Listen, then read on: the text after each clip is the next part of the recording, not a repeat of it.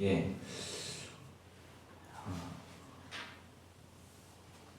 저는 오랫동안 이 본문을 정말 우리 구집사님이 질문했는 것처럼 그렇게 생각을 했었습니다. 열매가 전도에서 데려온 사람이다라는 생각을 저도 하고 있었더라고요. 그게 제 자신도 굉장히 이 본문을 대하면서 놀란 사실입니다. 제가 목사로서 이 목회길에 접어들어서 항상 그 고민했던 것이 뭐냐면 교회가 계속해서 사람들로 넘쳐나게 하는 것이 나의 사명인가? 아니면 내가 복음을 내게 맡긴 사람들에게 전하는 것이 나의 사명인가? 이 문제 때문에 항상 고민을 오랫동안 했었습니다. 근데 그 중요한 전제가 열매를 맺지 못하면이라는 말 속에서 열매를 사람들로 생각하는 것 때문에 그랬었던 것 같습니다. 아무리 봐도. 그리고 우리가 일상생활 속에서 살아갈 때에 대부분 의심 없이 받아들이는 어떤 그 이야기들이 사실은 조금만 더 깊이 생각해보고 한번 그 의도를 생각해보면 그렇지 않을 때가 많다는 것을 발견할 때가 정말 종종 있습니다. 고정관념, 선입견이라고 그러죠. 예. 그래서 이 말은 당연히 열매가 이 전도에서 나온 사람일 것이다 라고 생각하는 데서 대부분의 사람들이 벗어나지 못하고 있다는 놀라운 사실을 저도 발견했고 나도 그 중에 한 사람이구나 이런 생각을 했었습니다. 근데 오늘 질문 속에 보면 열매란 무엇일까요? 이렇게 시작됩니다. 보통 교회에 전도에서 나온 사람을 말하는데 성령의 9가지 열매를 보면 그런 것 같지도 않아 보이고 열매란 무엇이고 우리는 어떤 열매를 맺어야 할까요? 집사님이 이렇게 질문을 했고 동일한 질문이 또 하나 있죠. 8절에서 열매를 많이 맺으면 이라는 말씀이 있는데 여기서 열매를 맺는다는 게 실질적으로 어떤 걸 의미하는 건가요? 바로 이 요한복음 15장의 이 열매 때문에 생각해보지 않고 그냥 이 열매는 전도에서 교회로 데려오는 것이 열매라는 생각 때문에 오랫동안 정말 오랫동안 고민했던 것 같습니다. 그것이 사람이 늘어나고 소위 말하는 그 성장이 되는 게 부흥이라고 하긴 그렇죠. 부흥의 결과로 성장이 되는 것이 우리에게서 부흥이 일어나야지 되는 것인데 이 부흥의 실제가 열매 맺는 거거든요. 부흥은 열매는 부흥입니다. 부흥이 뭔지 한번 부흥 항상 우리가 얘기하는 그 부흥의 실제가 무엇인지 한번 찾아보겠습니다. 갈라디아서 5장 21절로 한번 가보시면 성령의 9가지 열매가 나옵니다. 근데 이제 16절부터는 좀 볼 필요가 있어요. 이 질문에 답을 하려면 내가 이르노니 너희는 성령을 따라 행하라. 그리하면 뭘 이루지 아니하리라? 육체의 욕심을 이루지 아니하리라. 육체의 소욕은 성령을 거스르고 성령은 육체를 거스르느니 이 둘이 서로 대적하므로 너희가 원하는 것을 하지 못하게 하려 함이니라. 너희가 만일 성령의 인도하시는 바가 되면 율법 아래에 있지 아니하리라. 육체의 일은 분명하다. 그죠? 곧 은행, 더러운 것, 호색, 우상 숭배, 주술, 원수 맺는 것, 분쟁, 시기, 분냄, 당 짓는 것, 분열, 이단, 투기와 술취함, 방탕함과 또 그와 같은 것들이라 전에 너희에게 경계한 것 같이 경계하노니 이런 일을 하는 자들은 하나님의 나라를 유업으로 받지 못할 것이요. 자, 이게 육체의 열매입니다. 성경에서 육체의 열매라고 하는데 육체는 무엇입니까? 하나님이 원하지 않는 그냥 그 타락한 인간의 본성에서 나오는 소위 말해서 아주 자연스러운 것들입니다. 맞죠? 예. 음행, 더러운 것, 호색, 우상숭배, 주술, 원수 맺는 것, 분쟁, 시기, 분냄, 당 짓는 것, 분열함, 이단, 투기, 술취함, 방탕함, 이런 모든 것들은 자연스럽게 우리를 스스로 위로하기 위해서, 우리가 만족함을 가지기 위해서, 그러니까 내 마음대로 하고 싶어서 나오는 모든 것들이죠. 근데 성령의 열매는 무엇입니까? 사랑, 희락, 화평, 오래 참음, 자비, 양선, 충성, 온유, 절제, 이겁니다. 예. 그래서 25절에 보면 만일 우리가 성령으로 살면 또한 성령으로 행할 것이다. 성령의 음성, 말씀대로 산다는 이야기죠.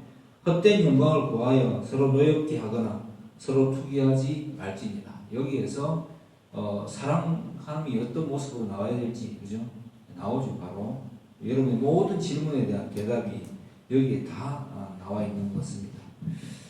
그래서 제가 옛날에 한번 설교를 했는 적이 있는데 이 성령의 열매는 결국 인격을 말하는 겁니다. 인격적 변화.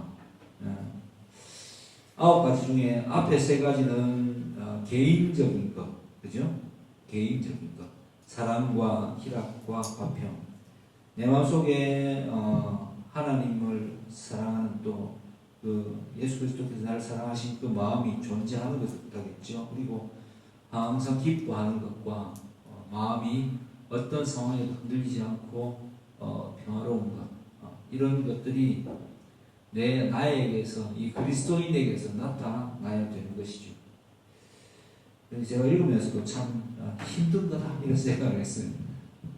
그 다음에 타인에게 대해서 3가지가 나오죠. 오래 참음, 자비, 양선. 저도 참 이런 걸 잘 못하는 것 같아요.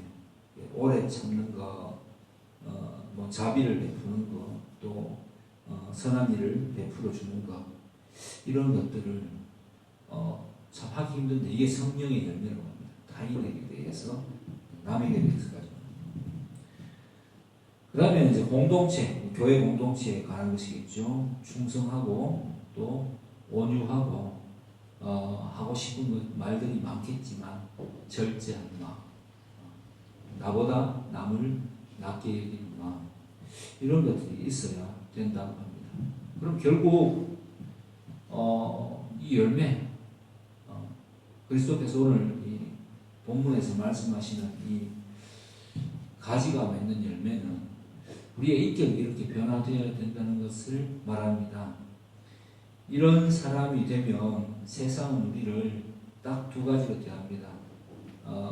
적대적이거나 굉장히 호의적이거나, 이용하려고 하거나 아주 좋아하거나, 그 어떤 것이든지 간에 쉽지 않습니다. 진심을 구분하기 힘들고, 내가 이 성령의 열매를 맺고 하나님의 사람으로 살아가는 가운데 가지는 현실적인 낙심, 이런 것들은 굉장히 클 거라고 저는 생각합니다. 왜냐하면 인간은 피드백을 원합니다. 자기에게 긍정적인 신호가 오길 바라거든요. 그래서 내가 좀 이렇게 행함으로써 인정받고 싶고, 그 사람에게 내가 했는 것을 보상받고 싶은, 그게 돈으로 보상한다 이런 뜻이 아니겠죠. 감사해야 하거나 이런 이 피드백이 탁탁 와주는 거, 반응이 오는 것을 굉장히 바라는데 이게 제대로 지금 들어가고 있는 건지, 혹은 그렇게 주고 또 그 사람에게 대해서 자비를 베풀고 오래 참고 그렇게 했는데 이걸 이 사람이 알고 있는지, 내가 하나님의 말씀에 순종해서 내 이웃을 내 몸과 같이 사랑하라는 거죠. 그 말씀에 순종해서 이 새로운 계명을 그 말씀 안에 어떤 기쁨으로 처음에 시작했지만 사람이 이렇게 베풀다 보면 돌아오는 것들이 이상하게 돌아와서 낙심할 때가 너무 많죠. 그래서 지속적으로 반복되는 것 같아요. 네. 하다 보면, 왜냐하면 전제가 서로 비슷해야지 재밌을 거 아닙니까? 우리 어렸을 때 친구 간에 뭐합니까? 그 사는 집이 비슷하고 환경이 비슷하고 서로 바라보는 바가 비슷하면 어떻게 됩니까? 친구가 되죠. 네. 서로 재밌고. 그런데 두 사람이 만났는데 처음에 좋았어요. 근데 생각하는 바가 다른 것이요. 한 사람은 점점 더 욕망을 채우는 걸 바라고 있고, 한 사람은 그것보다는 하나님 안에서 이루어지는 어떤 참 인간의 모습을 가지고 싶어 하는 것이 목표라면, 두 사람은 계속해서 화합을 그 하나님의 사람이 화합을 베풀 때는 화합이 그게 이제 상대편에게 이득이 될 때는 화합이 되다가 상대의 욕심과 맞지 않을 때는 묘하게 이 핀트가 초점이 어긋나는 일들이 계속해서 발생하게 될 수밖에 없기 때문일 것입니다. 그럼에도 불구하고 이 열매를 하나님의 그 사람으로서 열매를 맺으려고 지속적으로 세상의 방식과 다르게 반응한다면 그걸 누가 책임져 주겠다고 오늘 본문에서 말합니까? 네. 그렇게 하기 위해서 바라는 것이 있다면 무엇이든지 하나님의 뜻 안에서 구하라고 합니다. 그러면 다 이룰 것이다 라고 예수 그리스도께서 약속해주고 있는 본문입니다. 그럼 우리가 이제 그 교회에 대고 살아가는 목표가 하나님의 사람답게 살아가는 거죠. 이거는 애행하고 뭔가 거룩해 보이는 척하고 척하는 게 아니라 근본적으로 바뀌어야 되는 문제들이라서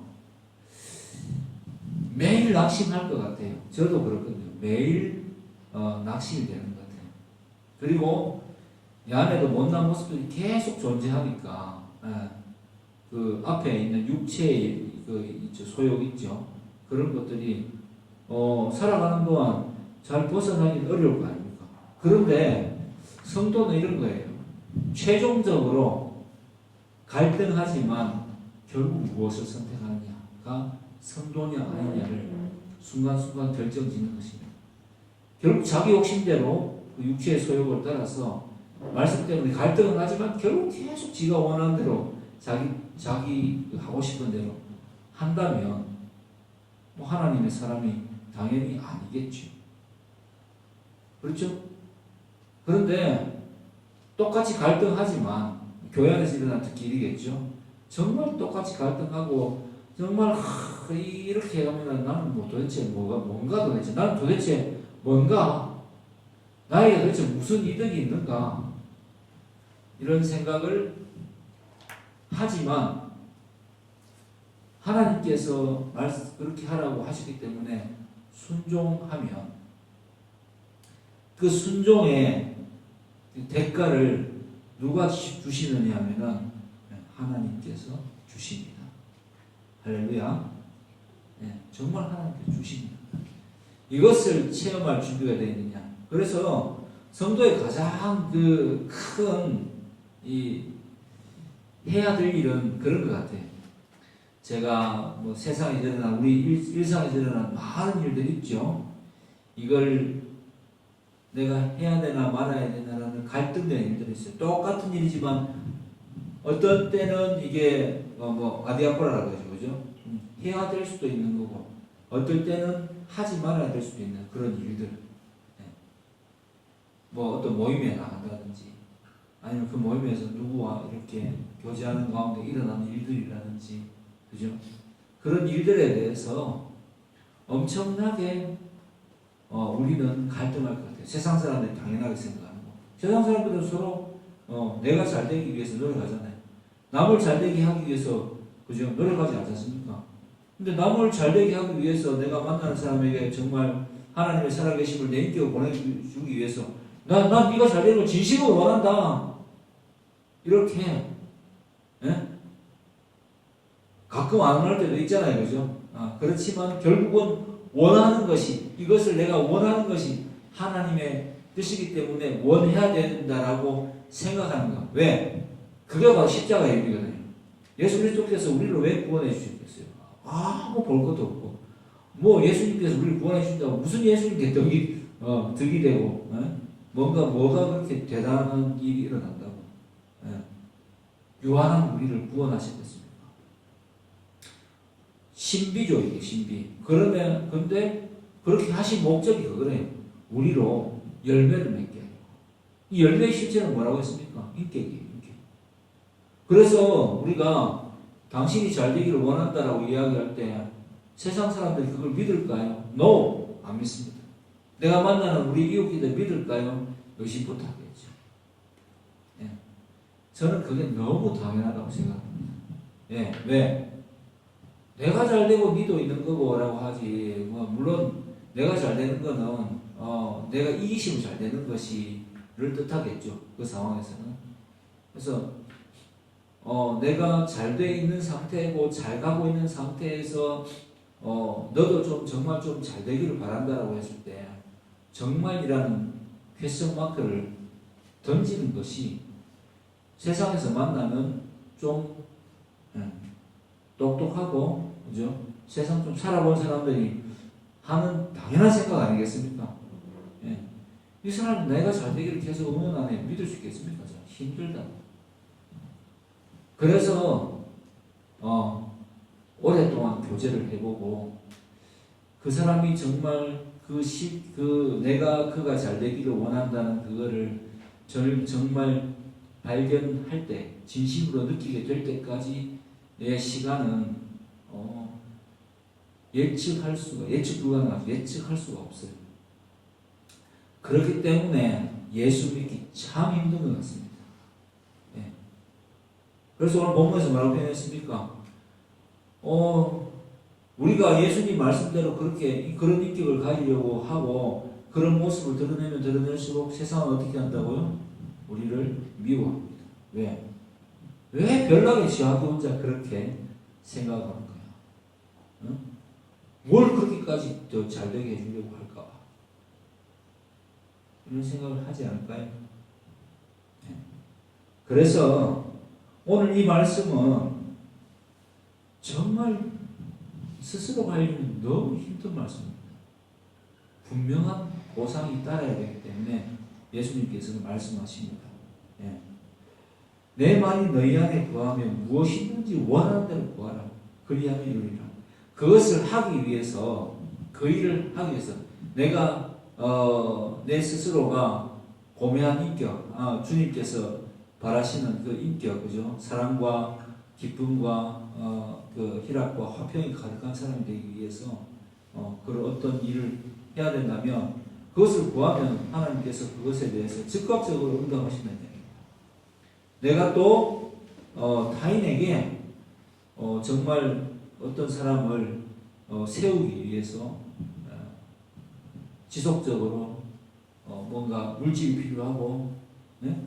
또 시간이 필요하고 생각이 필요하고, 그죠? 뭐 그런 게 필요하다면은 그런 것에 대해서 지속적으로 구하게 될 때 하나님께서 그것을 주신다는 겁니다.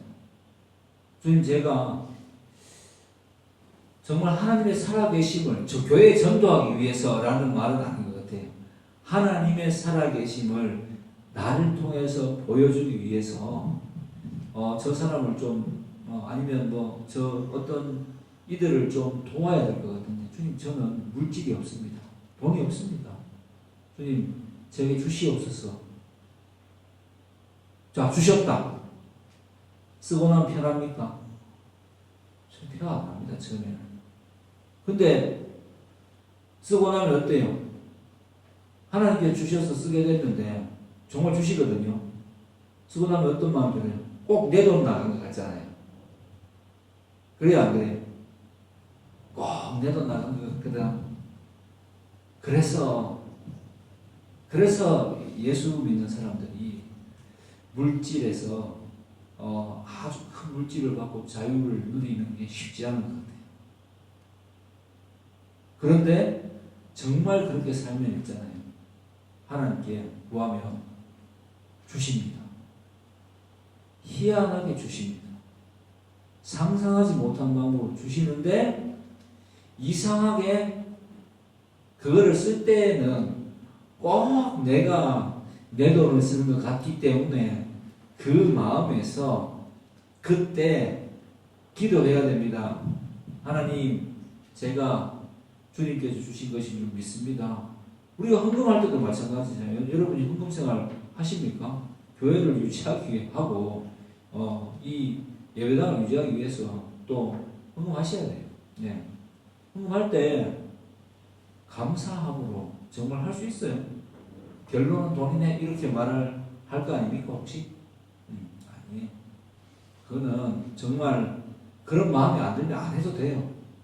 할 때 해봐야지 하나님께 주시는 진짜 직접적인 손길 무엇이든지 구하면 정말 그죠? 공동체를 위해서 충성스럽게 정말 온유하게 내 또 삶을 절제하면서 드릴 때 하나님께서 그 삶을 넉넉하게 보장하시나 안 하나. 내가 헌금 기도할 때 항상 말하지 않습니까? 말씀 안에 있는 거. 흩어 구제하여도 더욱 부자가 되는 길이 있다는 것을 한번 경험해 볼 수 있는 길이 여러 가지로 있습니다. 그러니까 이게 너무 힘들다. 믿는 사람에게 만약에 제가 그 목사이기만 하고 아무런 일도 하지 않는다면 이렇게 설명할 수 없을 것 같아요.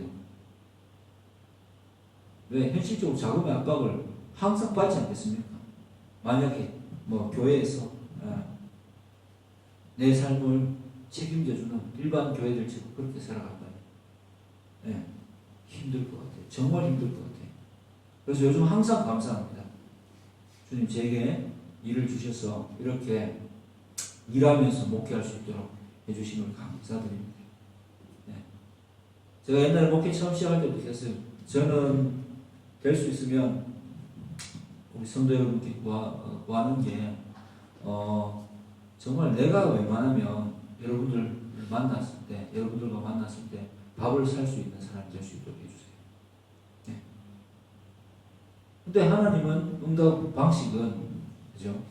그 사람들을 통해서 베풀어 주시다가 그 사람들이 자기가 스스로가 자기 거라고 생각하고 여기에 대해서 내가 막 쓰는 거라고 그런 헛된 생각을 가지게 됐을 때 그 시점에 맞추어서 그게 아니라고 하나님께서 공급하시는 거라고 하시면서 제게 일을 주시는 거죠.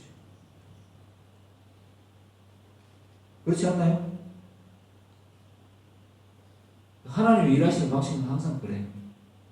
그래서 우리가 이걸 곰곰이 생각하지 않으면 발견하기 어려운가 봐요. 하나님께서는 정말 살아 역사하십니다. 만약에 우리가 지금 뭐 우리 교회뿐만 아니라 많은 교회들이 아마 뭐 졸립이 위태로울 지경 교회들이 상당히 많습니다. 시대가 그래요. 시대가. 그래서 우리가 온라인 교회로 전환하려고 애쓰지 않습니까? 왜냐하면 교회의 목적은 복음 전하는 거잖아요. 복음을 전하고 복음을 우리 삶 속에서 살아내는 겁니다. 그럼 우리가 이제 그런 일을 하기 위해서 우리가 지금 새성교회에 모였잖아요. 그러면 현대에서 가장 복음을 전하기 좋은 건 뭐겠습니까? 뭐 온라인이 필요하죠. 유튜브가 필요하고 뭐 클립이 필요하고 이 일을 하나님께서 어떻게 쓰실지 뭐 이렇게 하다가 우리만 하다가 말아도 뭐 의미가 있는 거고 하나님께서 또 원하시면 또 더 크게 사용하시겠죠. 그게 어떻게 될지는 속단할 수는 없습니다. 하지만 분명히 하나님의 뜻대로 고민하고 있다는 것을 하나님 기억하신다면 제가 아까도 기도하면서 그렇게 기도드렸지만 하나님 우리 교회를 온라인 교회를 쓰신다면 이 복음을 듣는 사람이 좀 많아질 수 있도록 교회가 성립될 수 있도록 해주십시오. 교회의 목적을 다하고 싶습니다.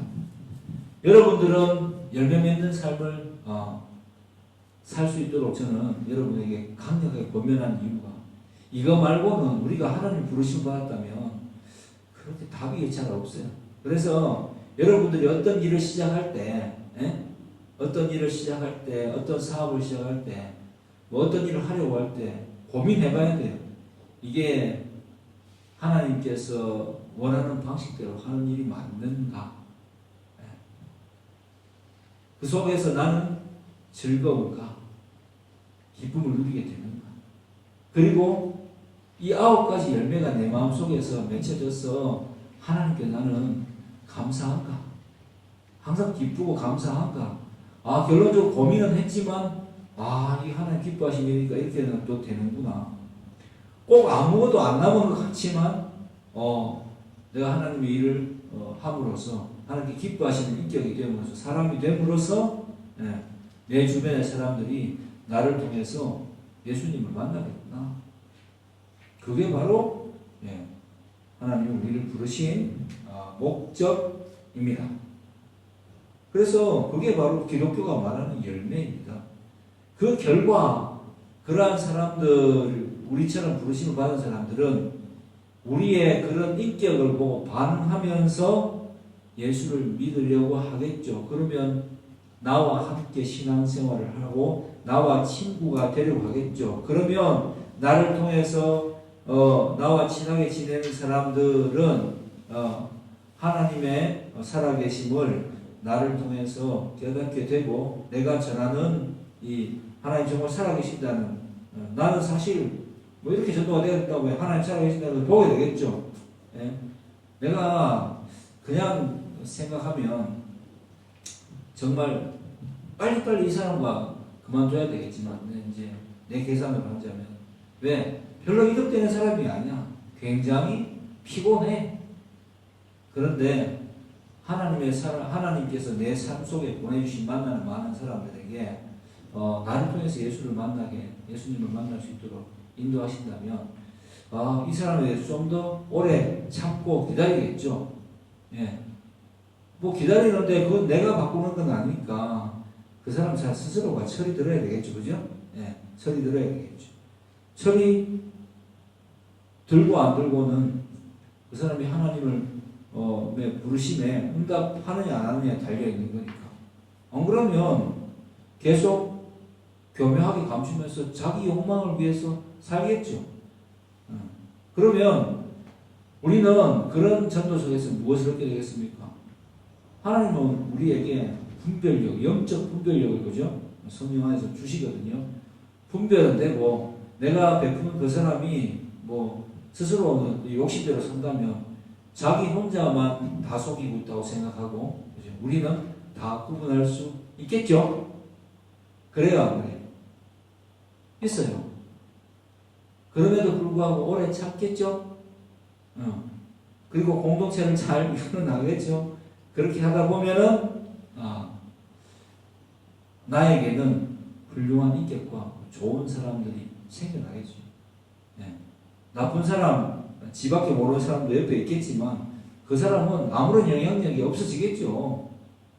그렇게 하면서 정말 나를 통해서 하나님의 살아계심을 교회를 왜 다녀야 되는지 뭐 이런 이유들을 교회가 되고 싶은 이유를 발견할 수밖에 없다라고 저는 생각합니다. 그게 부흥의 결과로 이어진 어떤 소위 말해서 그 전도의 열매가 아닙니까? 전도의 열매라고 해야 되겠죠. 교회 전도에서 교회 데리고 온 사람들. 여기에서 본문에서 말하는 열매는 성령의 열매입니다. 그죠? 그래서 우리는 그렇게 될 때 분명히 예수님의 제자가 된다라고 오늘 주님께서 말씀하십니다. 자, 두 번째로는 두 질문이 있습니다. 내가 아버지의 계명을 우리를 가지라 하였는데 세 질문 남았네. 왜 가지라 하였는지, 우리가 열매가 될 수도 있지 않을까요? 각자 맡은 달란트가 있을 것인데 내가 빛과 소금의 역할을 할 수 없다면, 그리고 열매를 맺지 못한다면 나는 과연 제자가 될 수 있을는지. 이것도 이제 전제 자체가 앞에 질문에서 시작해서 시작된 질문인 것 같습니다. 집사님 질문에 시작된 질문인데, 우리가 가지라는 것은 이제 이해가 되죠, 그죠? 예수님 편에 계속 붙어 있어야지만 이 인격을 유지할 수가 있어요. 말씀을 계속 묵상해야지만 이 인격을 유지할 수가 있다. 예수님의 그 보살핌과 예수님께서 섭리하신 우리의 삶을 책임져 주지 않다면 이 인격 유지가 되겠어요? 계속 바보밖에 안 될 건데, 베풀고 배신당하고 베풀고 배신당하고 해주고 욕 들어먹고 세상에 보면은 가장 호구 같은 사람이 될 건데 그렇게 살 수 있겠어요? 없지. 책임져 줄 누군가 있어야 되는 거야. 그래서 우리는 가지죠. 예수님이 포도나무이시고 원뿔이 되시고, 그죠? 줄기 되시고 열매를 우리가 열매 맺을 수 있도록, 그죠? 공급원 될 수 있는 가지가 될 수 있도록 계속해서 우리에게 말씀으로 우리를 인도하시는 거죠. 그리고 물질도 주시겠죠. 건강도 주시겠죠. 왜? 우리가 그렇게 살면 우리를 책임져 주시기 위해서. 그래서 우리는 예수님을 떠나서는 열매를 맺지 못합니다. 말씀을 떠나서는 절대 열매를 맺지 못해요. 그러면 어떻게 되냐면은 소위 말해서 죽도 밥도 안 됩니다. 설익은 그 쌀이 되는 거죠. 죽도 밥도 안 된다. 완전히 호구가 되지도 못하고 거기서 항상 갈등하다가 하나님의 말씀대로 살지도 못하고 또 갈등하다가 이웃과의 관계가 또 처음에 또 좋게 시작했는데 계속하다 손해보는 것 같아서 베풀지도 못하고 또 갈등하다가 사람들과의 관계를 끊어버리게 돼요. 이 상태로 하다가는 난 완전 바보 될 것 같아요. 이게 바로 기독교인의 전 최대 딜레마라고 생각합니다. 그럼 어떻게 해야 될까요? 어차피 시작됐고 부르심을 받은 게 확실하다면 이 열매를 맺지 못하면 찍어 불에 던질 수밖에 없는 거죠. 최종 결론이 나겠지. 선택은 주님께서 하셨지만 우리는 그 선택이 그걸 받은 자인지 아닌지 매일 확인하는, 일상생활에서 매일 확인해서 하는 수밖에 없거든. 그래서 내가 선택받았다는 어떤 그 성령의 체험을 했지 않습니까? 우리 마음 가운데, 그죠? 그 했다면 지속적으로 그 말씀에 반응해서 그 말씀대로 그냥 살아야 돼요. 그래야지 후회 없는 삶을 살 수가 있습니다. 고민하겠지만, 사랑하는 성도 여러분, 고민하겠지만 결국은 하나님 뜻대로 결정해 보세요. 그 속에서 내가 큰 손해를 본 것 같지만 생각해 보면 건강을 주셨고, 생각해 보면 또 살아갈 수 있는 환경을 주셨고, 생각해 보면 또 좋은 직업, 좋은 또 기회, 이런 것들을 계속해서 공급하신다는 것을 여러분 믿으시기 바랍니다. 믿어야 됩니다. 아멘. 자, 이제 두 질문 똑같은데, 질문: 내가 아버지의 계명을 지켜 그의 사랑 안에 거하는 것 같이 너희도 내 계명을 지키면 내 사랑 안에 거하리라는 말씀에서의 사랑이라는 것이, 단어가 예수님의 가르침을 통하여 하나님을 믿을 수 있다라는 것이 말씀인 걸까요? 그렇다면 너희도 서로 사랑하리라고 하신 것은 예수님의 가르침을 사람들에게 전하라는 의미이셨을까요? 아까 말씀 답이 되겠죠, 그죠? 이 아버지의 계명을 지킨다는 것은 예수님께서 말씀하셨잖아요. 10계명에서 이제 새 계명을 너희에게 주노니 내 이웃을 네 몸과 같이 사랑하고, 그죠? 네 목숨을 다하고 마음을 다하고 힘을 다해서 주 너의 하나님을 사랑하고 이웃을 내 몸과 같이 사랑하는 이 말씀 안에 다 이루었다라고 되어 있습니다. 그럼 그게 무슨 뜻일까요? 인격이 변화된 것이 되고 하나님이 나와 함께 나를 지속적으로 나에게 보상을 주시고 피드백을 주시고 나의 삶을 주관하신다는 것을 내가 느끼게 되면은 그 든든함이라는 것이 이거 말할 수 없거든. 그래서 저지를 수 있는 상태가 자꾸 되는 거죠. 그래서 그 열매, 그 하나님의 사랑 안에 거한다는 것이 말씀 안에 거한다는 그 위력을 발견하게 된다면 당연히 사람들에게 이게 더 좋은 길이다라고 말을 할 수 있겠죠. 아버지께서 나를 사랑하신 것 같이 나도 너희를 사랑한다고 하시고 사랑 안에서 거하라고 하셨습니다. 질문이죠 지금.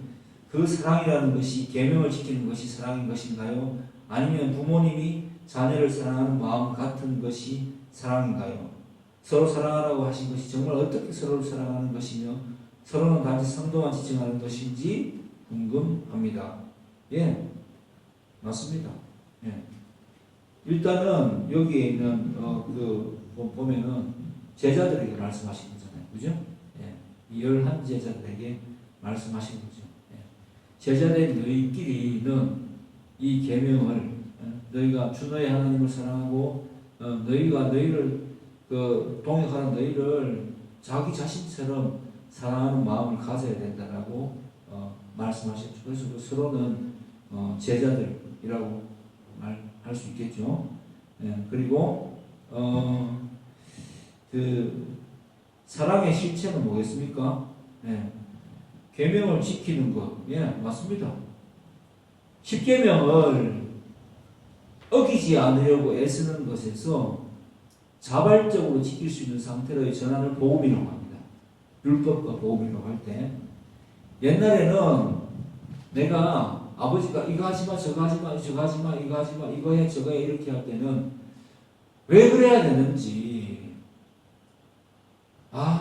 잘 모르겠지만 난 이렇게 하고 싶은데 예배하라니까 예배하고 또 뭐 나머지 6계명 이웃에게 대한 계명이죠. 10계명 보면은 뭐 살인하지 말지니라 가늠하지 말지니라 도적질하지 말지니라 하지 마라 하니까 안 하는 게 맞겠다 싶어서 안 했는데 하나님의 사랑 안에 가면 이 모든 계명이 어떻게 새 계명은 어떻게 지켜질 거예요?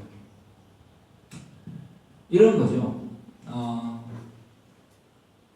내가 다 가졌는데 내가 사랑받는 존재인 줄 알고 내가 다 할 수 있는데 굳이 그거를 남의 거를 탐할 이유가 있을까요? 네? 내가 아버지하고만 관계를 잘 지내면 모든 것이 아버지께로부터 오는데 굳이 내가 남의 것을 탐할 이유가 있겠냐? 그 사랑의 결정체가 십자가일 거예요. 네. 여러분도 한번 생각해 보세요. 뭐 아빠나 엄마가 부모님이 나를 사랑하고 내게 무엇이든 해주고 싶어하는 것을 어느 순간 내가 어른이 되면서 깨달았어. 깨달았어. 그리고 그걸 알게 됐어. 어릴 때는 옷도 주고 밥도 주고 먹여주고 입혀주고 키워주시면서 하지 말라는 말씀을 많이 하셨는데 어른이 되어 보니까 왜 그걸 하지 말아야 했는지 알겠어. 소위 말해서 야 요즘은 이렇게 하겠죠. 야 뭐 마약하지 마라 이렇게 뭐 혹시 잘못된 데 가가지고 뭐 이상한 거 주면 먹지 마라 이렇게 한 걸 그죠?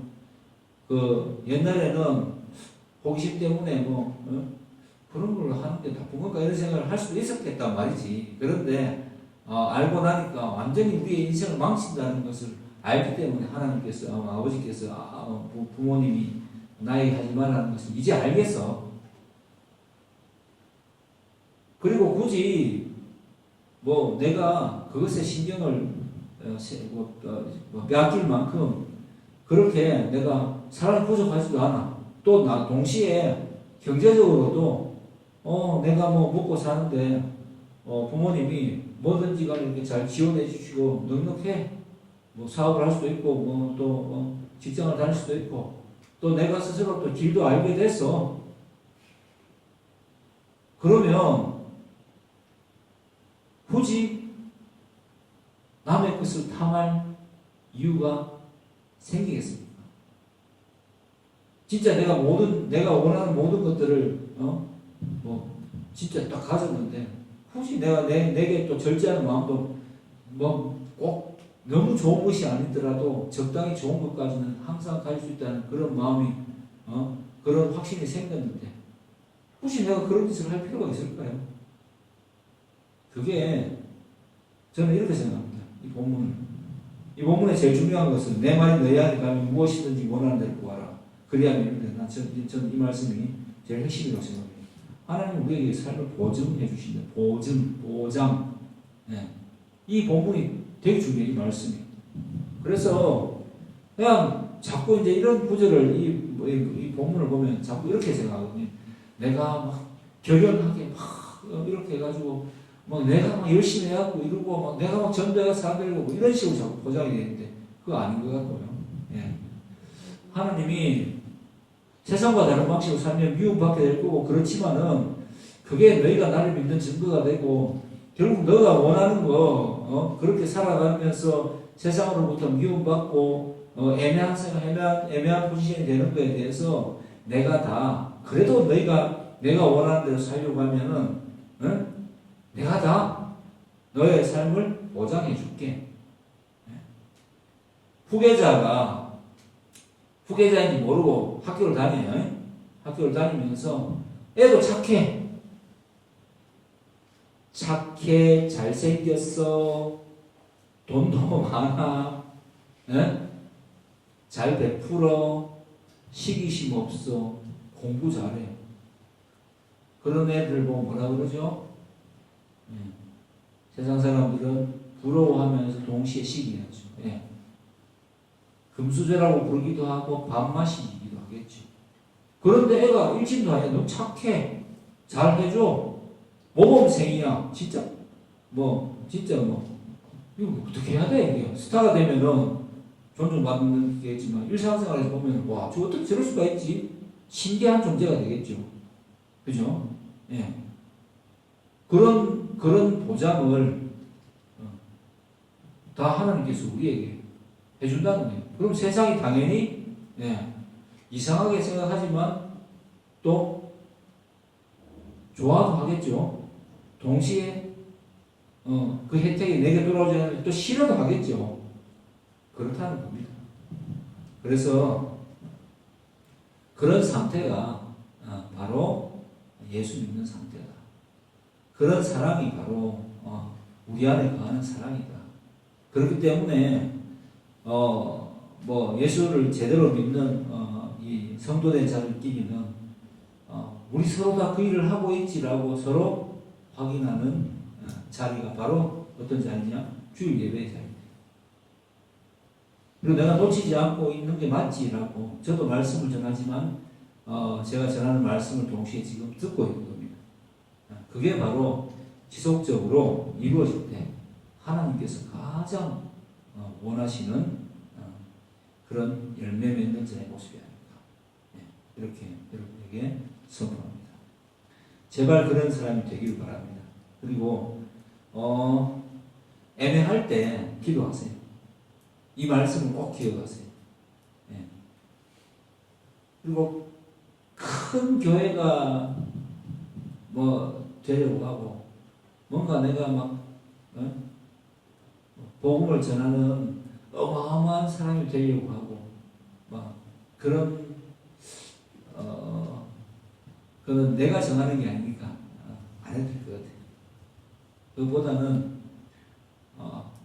끝까지 성도로 이 열매, 이 성령의 열매가 맺힌 자로서 끝까지 살 수 있을까를 고민하는 사람이 되면 좋겠습니다.